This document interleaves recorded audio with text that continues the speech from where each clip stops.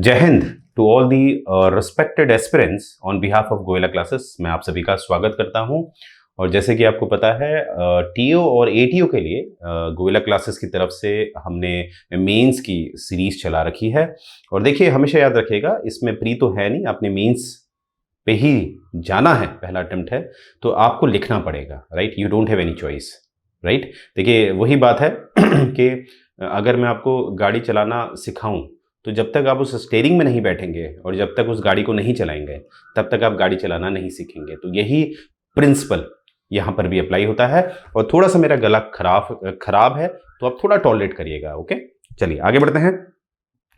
तो देखिए, जो कल का क्वेश्चन था वो हमारा था कि how policies of Mahmud Ghazni was different from Muhammad Ghori with respect to India. यानी कि पूछा गया है कि भारत के उपलक्ष्य में जो महमूद गजनी थे उनकी नीतियां मोहम्मद गौरी की नीतियों से कैसे भिन्न थी, राइट। तो आइए देखते हैं इसका आंसर।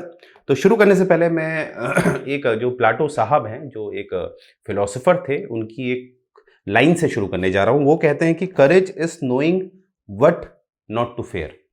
हिम्मत क्या है? ये जानना कि किससे नहीं डरना है, किससे नहीं डरना है।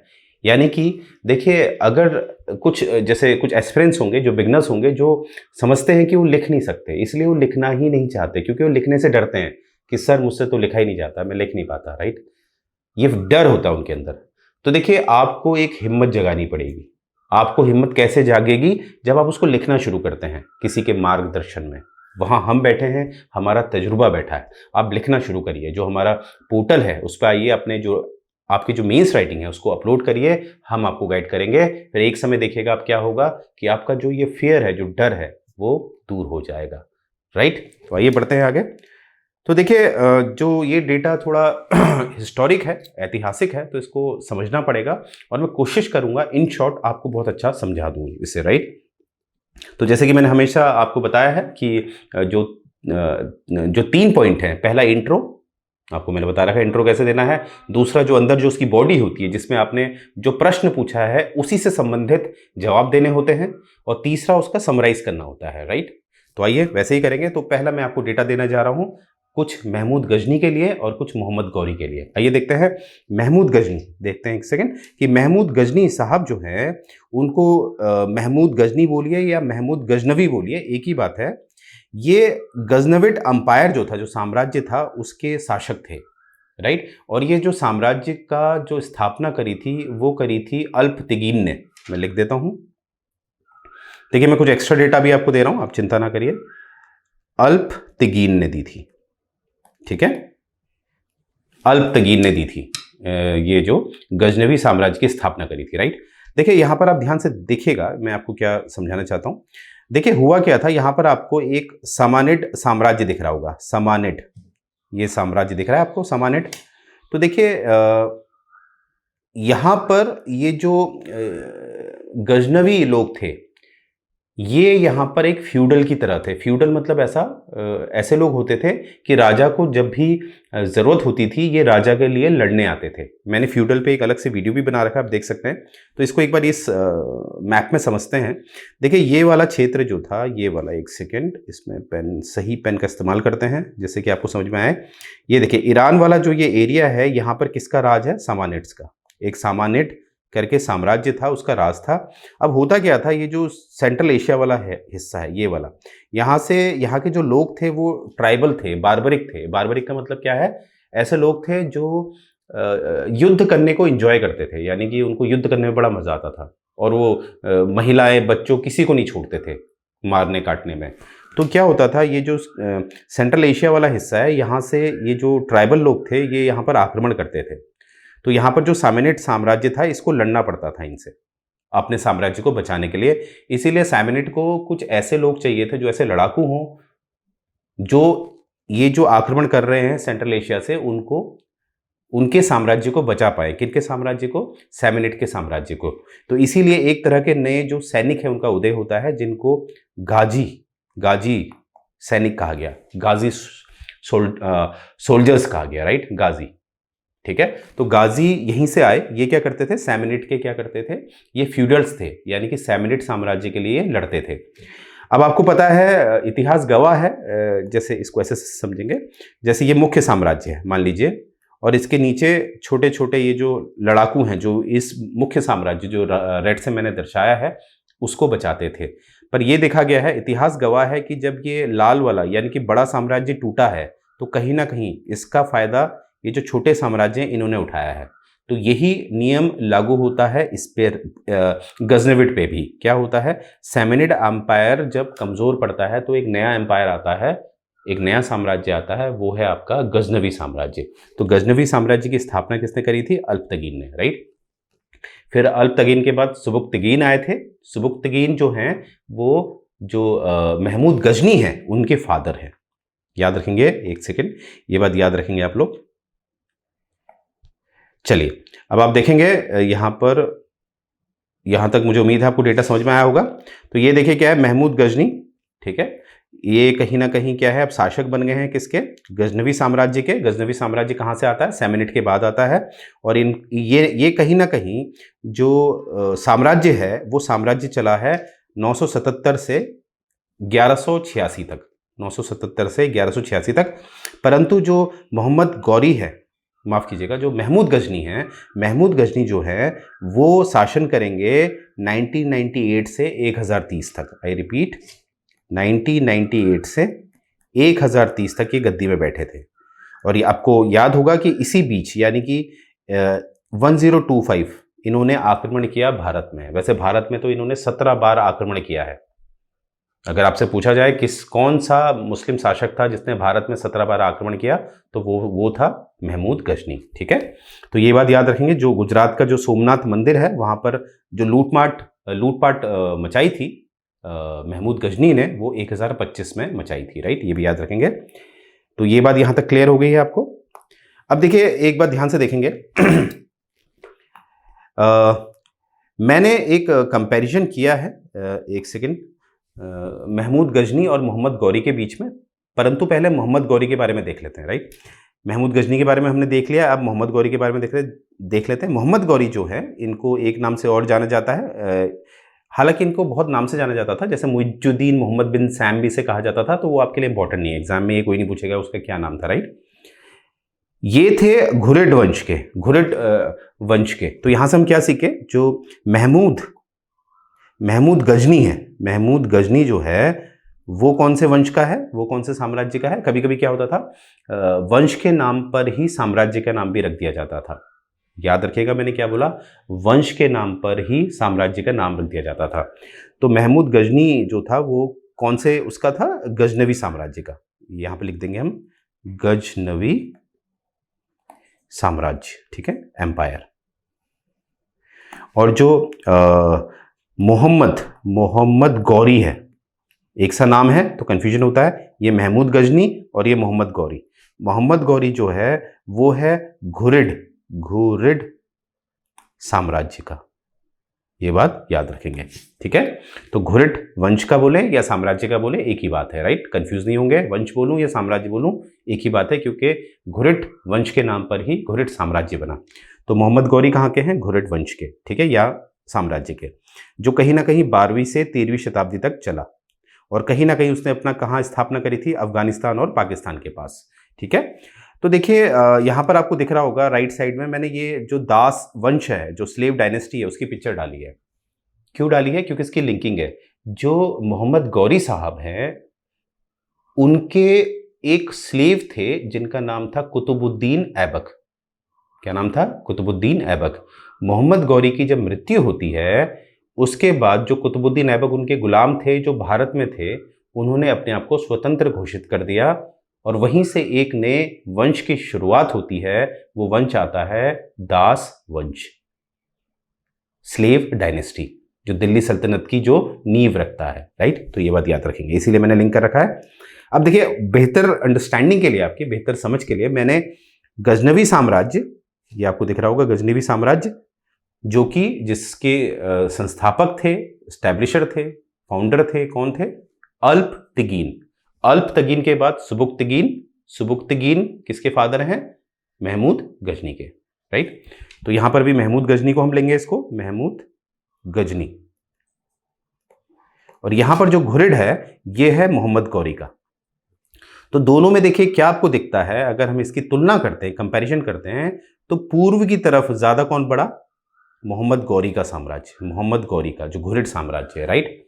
और अगर देखा जाए तो यहां पर ये कॉमन है, यहां पर ये एक ही क्षेत्र में ये फैला, क्योंकि देखिए क्या है, सामेनिड को कहीं ना कहीं हराकर जो गजनवी साम्राज्य बना, और कहीं ना कहीं गजनवी साम्राज्य को हराकर कौन पिक्चर में आता है? घुरिड, यानी कि मोहम्मद गौरी।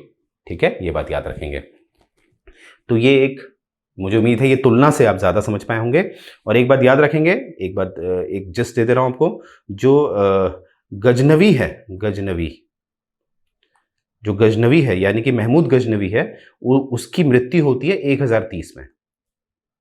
और जो हम तराइन का युद्ध पढ़ते हैं, डोंट वरी, तराइन का युद्ध आपको पता ही होगा कि पृथ्वीराज चौहान और मोहम्मद गौरी के मध्य हुआ था। वो लगभग हुआ था 1191 और 1192, ये 2 वर्षों में हुआ था।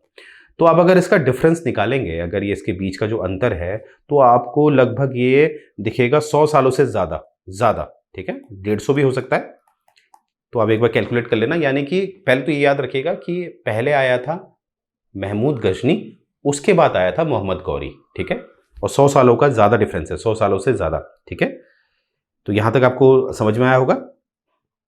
अब देखिए यहां से हम क्या सीखे कि हमें माफ कीजिएगा, हमें ये तो नहीं लिखना है ज्यादा इतिहास में कि ऐतिहासिक पहलू बहुत ज्यादा नहीं देने हैं, क्योंकि टी और एटीओ का मेंस है। बस उसमें ये बताना है अंत में कि प्रश्न में पूछा गया था कि दोनों की नीतियों में अंतर क्या था।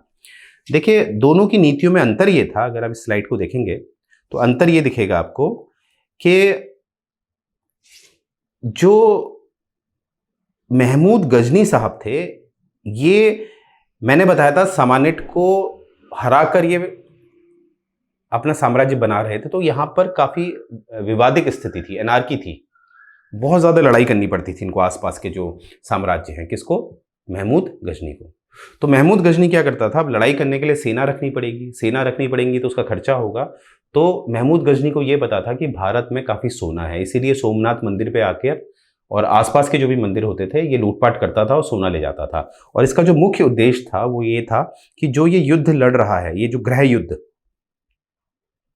लड़ रहा है, तो वो जो गृह युद्ध है ये लड़ सके, इसको कभी भी धन का अभाव ना हो।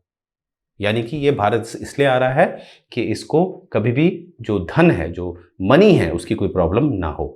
तो हम सिंपल से कह सकते हैं ये सिर्फ लूट के लिए भारत आता था, और इसका अपना साम्राज्य फैलाने का कोई इरादा नहीं था भारत में। परंतु वहीं अगर मैं बात करूं मोहम्मद गौरी की, तो मोहम्मद गौरी का इंटेंशन साफ दिखता है कि वो यहां साम्राज्य बढ़ाने आया था। कहां? भारत में। क्यों? इसके पीछे कारण है, क्योंकि अगर पश्चिम की तरफ आप देखेंगे तो वहां पर एक ख्वारिज्मी साम्राज्य था, उसको हराना बहुत मुश्किल था। इसीलिए मोहम्मद गौरी जान चुका था कि मैं पश्चिम की तरफ तो जा नहीं सकता हूं, अब मुझे कहां जाना है? पूरब, और पूरब में पड़ता है भारत। और भारत में तो सब कुछ था, यानी कि अनाज की कमी थी नहीं भारत में, सोने चांदी की कमी थी नहीं, और लोग राजपूत आपस में लड़ रहे थे। तो इसलिए मोहम्मद गौरी को यह समझ में आ गया था कि भारत में विजय होना बहुत आसान है, राइट। और यहीं पर से मैंने आपको बताया था जो पृथ्वीराज चौहान है, जो तराइन का युद्ध हुआ था, तराइन का युद्ध, तराइन के 2 युद्ध हुए थे, एक 91 में हुआ था, एक 1192 में। इस वाले युद्ध में पहले तो ये देखेंगे किस किस के मध्य हुआ था। मोहम्मद गौरी बनाम, मोहम्मद गौरी बनाम कौन है? ये है आपके मोहम्मद, माफ कीजिएगा, पृथ्वीराज चौहान, पृथ्वी चौहान। ये बात याद रखेंगे। तो देखिए ये याद रखेंगे, जो तराइन का पहला युद्ध हुआ था वो मोहम्मद गौरी और पृथ्वीराज चौहान के मध्य हुआ था, जिसमें पृथ्वीराज चौहान विजय बने थे, पर दूसरे वाले में पृथ्वीराज चौहान को हरा दिया गया, राइट, मोहम्मद गौरी द्वारा। और यहीं से कहीं ना कहीं जो शुरुआत हो जाती है मोहम्मद गौरी के साम्राज्य की भारत में। तो इन शॉर्ट अगर हम बात करें तो इसमें देखिए इन समरी क्या है इसकी, इसका जो निचोड़ है वो क्या है कि जो महमूद गजनी साहब थे और जो मोहम्मद गौरी साहब थे, उनकी जो नीतियां हैं भारत के लिए वो क्या है? अलग है। कैसे? क्योंकि जो महमूद गजनी साहब हैं उनका जो प्राथमिकता थी, उनका जो प्राथमिकता, जो रुचि थी उनकी, वो क्या थी? लूटपाट की। कि भारत में लूटपाट करें, भारत से सोना चांदी ले जाए, और जो वो सेंट्रल एशिया में यानी कि अपने क्षेत्र में जो लड़ाई लड़ रहे थे उसमें उनको मदद मिले, राइट। और जो मोहम्मद गौरी साहब थे उनकी मंशा अलग थी, उनकी सोच अलग थी। उनका मतलब था कि एक परमानेंट मुस्लिम रूल भारत में स्थापित किया जाए, यानी कि भारत में एक जो मुस्लिम शासन है उसको स्थापित किया जाए, जिससे कि वो कहीं ना कहीं इस्लाम को फैला सके, इस्लाम को फैला सके। कौन? मोहम्मद गौरी साहब, राइट। तो ये मुझे उम्मीद है आपको समझ में आया होगा कि दोनों का इंटेंशन क्या अलग है। देखिए एटीओ टीओ का जो मेंस होता है वो ज़्यादा कॉम्प्लिकेटेड नहीं होता है, मानिए मेरी बात। ये जो भी मैं आपको डेटा दे रहा हूँ ये आपने समझ लेना है, इसके फैक्ट्स लिख लेने हैं और इसको एक आंसर राइटिंग के रूप में रखना है। और याद रखिएगा, आंसर राइटिंग नहीं करेंगे तो फैमिलियर नहीं हो पाएंगे। तो आंसर राइटिंग करिए और हमारी वेबसाइट पे डालिए, राइट। अब देखिए मुझे उम्मीद है आपको समझ में आया होगा। तो देख पा रहे होंगे आप, एक बार जो भी हमारा प्रयास है वो आपके साथ डिस्कस करना चाहते हैं। तो आपको पता है 3 पेपर हैं टीओ और एटीओ में, और एक पेपर में हम आपको 10 टेस्ट सीरीज दे रहे हैं, तो टोटल 30 टेस्ट सीरीज हैं। और इंडिविजुअली भी आप इस पेपर को खरीद सकते हैं, जो केवल आपको 2999 का पड़ता है। और अगर आप कॉम्बो पैक लेते हैं यानी कि 1, 2, 3 तीनों आपको मिल जाएंगे, that will cost you only 7999 only. But इसमें एक और बेनिफिट है आपको कि गवर्नमेंट अकाउंट है, जो चैप्टर 1 to 8 का जो डिस्कशन है वो आपको मिलेगा यहाँ पर हमारी एक्सपर्ट फैकल्टी द्वारा, और स्टडी मटेरियल आपको प्रोवाइड किया जाएगा, जिससे कि आपके पास देखिए इतना समय नहीं होता है कि आप स्टडी मटेरियल को बनाएं। मटेरियल को बनाने में सालों लग जाते हैं, राइट। तो आजकल स्मार्ट खेलना होता है, it's not about hard work. और एक और पैकेज है, आप देख पा रहे होंगे, प्रीमियम लेक्चर्स का है, जिसमें आपको जो गवर्नमेंट अकाउंट है उसके लेक्चर्स दिए जाते हैं, प्लस आपको स्टडी मटेरियल दिया जाएगा, and it will cost you only 2999। तो ये बात याद रखिएगा। और हमारा जो टेलीग्राम चैनल है उसे भी आप देख सकते हैं, इसको ज्वाइन आपने ज़रूर करना है, क्योंकि इसमें हमारे जो डेली अपडेट्स होते हैं और काफ़ी इंपॉर्टेंट इन्फॉर्मेशंस होती हैं जो हम लोग आप तक शेयर करते हैं, जिससे कि आप इस चैनल पे लॉगिन करिए और जो आपकी तैयारी है वो और बेहतर आप करें, क्योंकि it's all about the competition, right. और यहाँ पर आप देख पा रहे होंगे कि ऐसे हमारी वेबसाइट पे आपने लॉगिन करना है, वहाँ पर टीओ और एसटीओ वाले जो पोर्टल है उसमें चले जाना है, और उसमें आपको ऐसे डेली मेंस क्वेश्चन मिलते हैं, राइट। तो आपने जो भी क्वेश्चन आप अटेम्प्ट करते हैं वो क्वेश्चन नंबर डाल के आप अटेम्प्ट करिए, और हमारी टीम उसको एनालाइज करेगी। जहाँ पर भी आपकी जो कमी होगी उस पर हम काम करेंगे, राइट। तो मुझे उम्मीद है आपको ये लेक्चर पसंद आया होगा, और कमेंट करिए, है ना। आपके कमेंट करते हैं तो हमें अच्छा लगता है, तो हमें भी मनोबल मिलता है, पावर मिलती है। तो उम्मीद है आपको आज का लेक्चर पसंद आया होगा। तो यहीं से मैं अपना एक लेक्चर समाप्त करने जा रहा हूँ। जय हिंद।